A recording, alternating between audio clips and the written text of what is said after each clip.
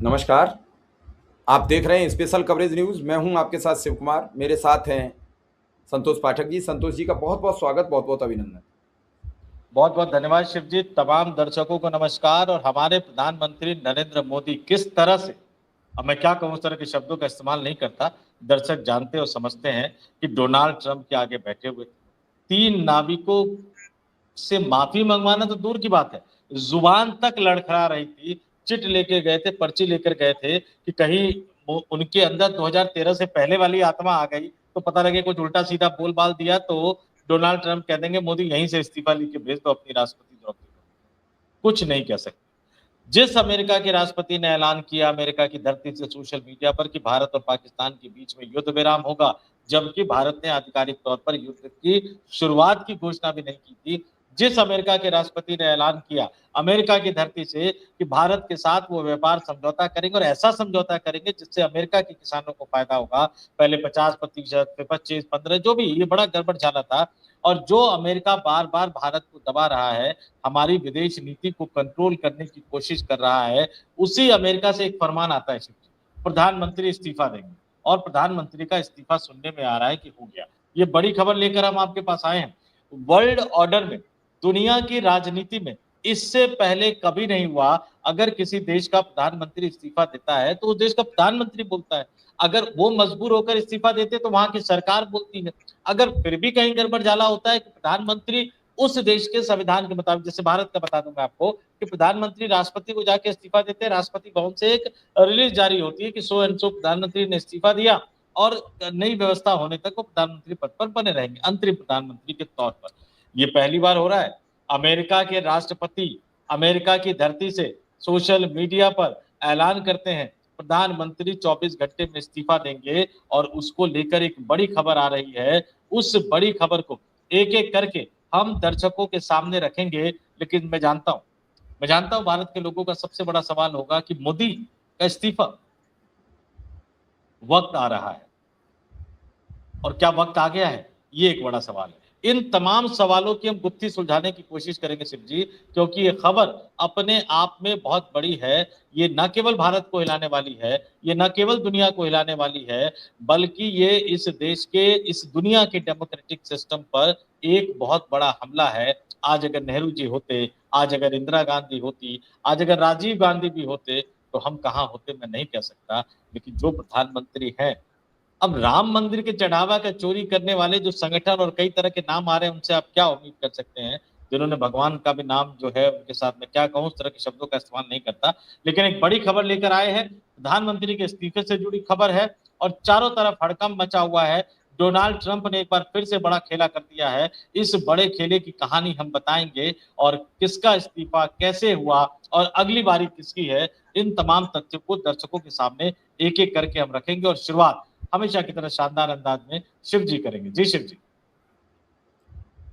संतोष जी, अब इस्तीफे का दौर शुरू हो गया है और ये इस्तीफे उसी अपस्टीन फाइल को लेकर हो रहे हैं जिसको लेकर हमारे पेट्रोलियम मंत्री हरदीप पुरी, प्रधानमंत्री नरेंद्र मोदी और कई व्यापारी फंसे हुए हैं। अभी अभी यह खबर प्रसारित हुई है, आपकी समक्ष स्क्रीन पर है। ब्रिटिश के पीएम स्टारमर ने इस्तीफा दे दिया। उनके खिलाफ 100 से ज्यादा सांसद हैं। अब इस इस्तीफे के बाद भारतीय राजनीति में सियासी भूचाल आ गया और इस इस्तीफे से कई बातें खुलकर सामने आ गई।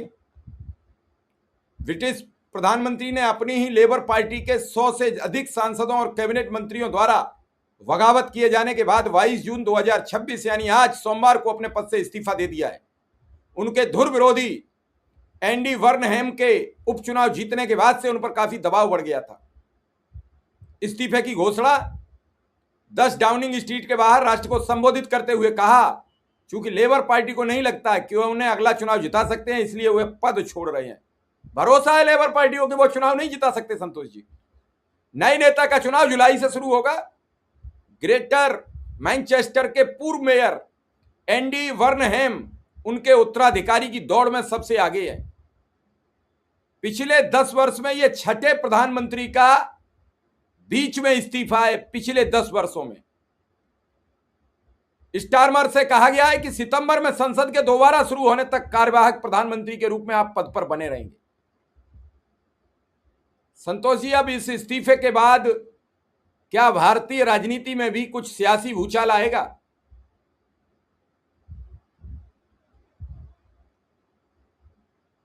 शिव जी, हमें 3-4 चीजों को बहुत स्पष्ट तौर पर समझना पड़ेगा। ये कोई सामान्य इस्तीफा नहीं है। सबसे पहली बात तो ये समझ लीजिए, जिस दिन ब्रिटेन के प्रधानमंत्री का नाम एप्स्टीन फाइल में आया, उसके बाद से ही उन पर प्रेशर बिल्डअप होता रहा। उन पर इस्तीफा देने का दबाव आया, कई लोगों ने इस्तीफा दिया। ब्रिटेन में भी कई राज परिवार के लोगों के साथ क्या किया हम और आपको सबको पता है। कई देशों में बड़े बड़े दिग्गजों ने इस्तीफा दिया। उसके बाद से ही उन पर प्रेशर पड़ता रहा और रही सही कसर ब्रिटेन की जो अर्थव्यवस्था है, ब्रिटेन में जो सामाजिक व्यवस्था है, ब्रिटेन की सरकार का जो कामकाज का तौर तरीका है, वो रही सही कसर उन्होंने पूरी कर दी। ब्रिटेन के प्रधानमंत्री को लेकर वहां के लोगों के मन में ही नहीं, वहां की उनकी अपनी पार्टी के सांसदों के मन में गुस्सा था। लेकिन इसका ऐलान कहां से होना चाहिए? ब्रिटेन के प्रधानमंत्री घोषणा करते, या ब्रिटेन का राज परिवार घोषणा करता, या ब्रिटेन की सरकार घोषणा करती, या सत्तारूढ़ पार्टी जो है वो घोषणा करती, या ब्रिटेन की संसद में ये फैसला होता। तब शायद ये थोड़ा सा नॉर्मल चीज हो जाती। अमेरिका डिक्टेट कर रहा है, अमेरिका कंट्रोल कर रहा है, अमेरिका ये तय कर रहा है। तो आज की तारीख में अमेरिका को सबसे ज्यादा मतलब जिस देश से है, क्या वो ब्रिटेन से होगा या भारत से होगा? भारत ज्यादा फायदा पहुंचाने की हालत में है। अच्छा, ब्रिटेन के प्रधानमंत्री तो झुक भी नहीं रहे थे उनके आगे, वो तो ब्रिटेन ही बतौर देश अमेरिका के आगे बिछा रहता है। इटली के प्रधानमंत्री ने डोनाल्ड ट्रंप को उनकी हैसियत और उनकी औकात बता दी। भारत की जो रणनीतिक स्थिति है, दुनिया का सबसे बड़ा लोकतांत्रिक देश, 147-48 करोड़ की आबादी, दुनिया का सबसे बड़ा बाजार, जिसके पड़ोस में चाइना है और जिसके रूस से अच्छे संबंध रहे हैं, जो ईरान से भी अच्छे संबंध होने का दावा करता रहा है। भारत एक बड़ा बाजार है। अमेरिका के राष्ट्रपति को व्यक्तिगत रूप से भी फायदा पहुंचा सकता है, उनके परिवार के सदस्यों, बेटी दामाद को भी फायदा पहुंचा सकता है और उनके देश को भी फायदा पहुंचा सकता है। भारत पर तो कंट्रोल वो किस तरह से कर रहे हैं, आप ये समझ लीजिए कि उन चीजों को दोहराने का कोई मतलब नहीं है कि युद्ध विराम, व्यापार और बार बार। मैं तो सिर्फ ताजा ताजा 3-4 चीजें कहता हूं। हमारे जहाज पर हमला, हमारे नाविकों की हत्या, हमारे रक्षा मंत्री सिंध तो ला सकते हैं, हमारे रक्षा मंत्री पाकिस्तान का कराची और पता नहीं कौन कौन सा जितवा तो सकते हैं, लेकिन अमेरिका पर एक चू तक आवाज नहीं निकलती उनके मुंह से, हमारे रक्षा मंत्री राजनाथ सिंह के मुंह से। विदेश मंत्री से बड़ी बड़ी बातें करवा लीजिए, इस पर कुछ नहीं बोलेंगे। व्यापार मंत्री पीयूष गोयल साहब बहुत बड़े बयान बहादुर से तमाम चीजों पर पोस्ट करेंगे। अमेरिका हड़काता रहता है, दबाता रहता है, उस पर पोस्ट नहीं करेंगे। अब ये है, डर ये है कि बिल्कुल ब्रिटेन से तुलना कीजिए भारत। एप्स्टीन फाइल में उनके मंत्री का नाम आया, हरदीप सिंह पुरी का, एक व्यापारी का नाम आया, तार उन तक जुड़ते हुए पहुंचे। लोकसभा में विपक्ष के नेता राहुल गांधी ने सदन के अंदर खड़े होकर कहा शिवजी, और संसद भवन परिसर के बाहर मीडिया से बात करते हुए कहा और सोशल मीडिया पर कहा, दो चीजें वो कह रहे लगातार। प्रधानमंत्री नरेंद्र मोदी अमेरिकी राष्ट्रपति डोनाल्ड ट्रंप के आगे कंप्रोमाइज है। क्यों? राहुल गांधी ये आरोप लगा रहे हैं, एक तो अडानी के खिलाफ मुकदमा और दूसरा एप्स्टीन फाइल। क्या प्रधानमंत्री मोदी ने राहुल गांधी पर कोई मुकदमा करवाया? नहीं करवाया। लेकिन जो हम हरकतें देख रहे हैं, वो हरकतें ये तो बता रहा है कि कहीं ना कहीं अमेरिका के आगे झुके हुए, नहीं तो इतने खामोश, इतने शांत नहीं रहते। अभी वो पर्ची लेकर गए थे हिंदी में बोलने के लिए, पता नहीं मोदी जी पर्ची इसलिए ले गए होंगे शायद शिव जी की कहीं ऐसा ना हो कि उनके अंदर 2013 से पहले वाला मोदी की आत्मा आ जाए और वहीं डोनाल्ड ट्रंप को बैठे बैठे हड़काने लग जाए, ट्रंप कुछ लेके आ जाए और कहे कि वो तुरंत सोशल मीडिया पर पोस्ट करे कि भारत के प्रधानमंत्री Narendra Modi, my dear friend mister Modi will going to resign. अंग्रेजी मेरी थोड़ी सी कमजोर है, कुछ इसी तरह की भाषा वो पोस्ट कर दे। ये खबरें इस्तीफे की है और इसको जरूर शिव जी पढ़ के बताएंगे। लेकिन मैं बता रहा हूँ कि मोदी साहब डर के मारे बोल नहीं पा रहे, और जब बोल नहीं पा रहे तो क्या अब डर और आशंका मोदी पर भी तो वही हो रहा है ना। ये देखिए किस तरह से है, और मोदी पर भी तो वही हो रहा है। एप्स्टीन फाइल वाला मामला चल ही रहा था, यहाँ नीट का मामला, सीबीएसई का मामला, राम मंदिर तो समझिए कि मैं वो कहते ना कि आखिरी कील जो ठोकनी होती है, उस शब्द का इस्तेमाल नहीं करना चाहता मैं, उस तरह का मामला बन गया है। क्योंकि अब तो आपके पूरे के पूरे वोट बैंक की नाराजगी का खतरा पैदा हो गया है। तो अब कहीं ऐसा ना हो कि एक दिन डोनाल्ड ट्रंप, हम लोग सोए रहे और सुबह उठे तो पता लगे कि आधी रात को, क्योंकि दिन और रात का फर्क होता है अमेरिका भारत में, तो वो कर दे कि भारत के प्रधानमंत्री इस्तीफा देने वाले। ये एक बड़ा खतरा है दुनिया पर, एक बड़ा खतरा भारत पर मंडरा रहा है। हमारे प्रधानमंत्री रहेंगे या जाएंगे ये हम तय करेंगे। अमेरिका कौन होता है, अमेरिका के राष्ट्रपति कौन होते हैं तय करने वाले, लेकिन दुर्भाग्य से मोदी जी ने कुछ इसी तरह का माहौल बना दिया है। और एक बड़ी दिलचस्प बात मैं और बताऊं, जब ये मामला आया तो चूंकि मैं बीजेपी कवर करता रहा हूं, जिस तरह से ब्रिटेन के सत्तारूढ़ पार्टी में ब्रिटेन के प्रधानमंत्री के लेकर गुस्सा था, 100 से ज्यादा सांसदों ने लिख कर दे दिया था, अगर निष्पक्ष तरीके से मतदान छोड़िए सिर्फ बीजेपी के सांसदों में वोटिंग करवा ली जाए तो पता लगे 240 में से 140 से ज्यादा लिख दे कि नहीं नहीं मोदी नहीं चाहिए क्योंकि अब ये जिता नहीं सकते। भागवत साहब ने तो कुछ समय पहले ही कह दिया था कि हर चुनाव मोदी थोड़ी जिताएंगे।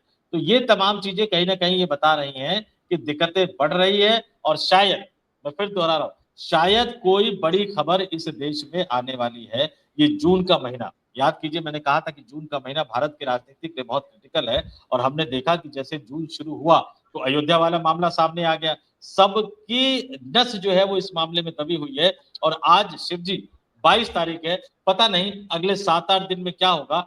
जुलाई का महीना क्या किसी नए नेतृत्व के साथ जाना होगा, ये अपने आप में बड़ा सस्पेंस है, लेकिन उस तरह की स्थिति तो बनती हुई दिखाई दे रही है। अब देखना है संतोष जी की होगा क्या। स्थितियां तो ठीक नहीं है।